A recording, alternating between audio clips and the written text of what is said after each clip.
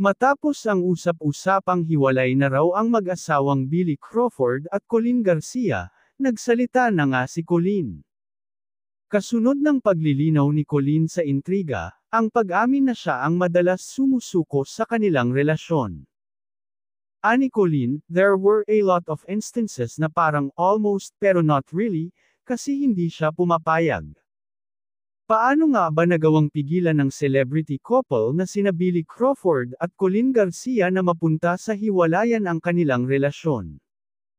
Sa latest episode kasi ng Fast Talk with Boy Abunda, nitong Huwebes ika-6 ng Hunyo, ibinahagi ni Colleen ang tungkol sa muntik na hiwalayan nila ni Billy.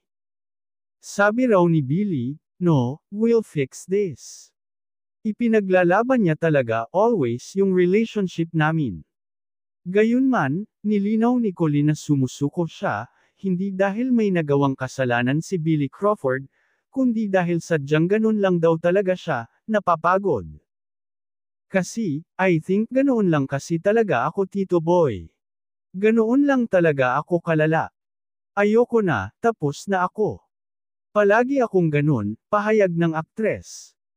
Kaya naman, nagpapasalamat umano si Colleen kay Billy, dahil sa pagtuturo nito sa kanya kung paano mas maging committed, hindi lang sa kanilang kasal kundi pati na rin sa ibang bagay tulad ng trabaho.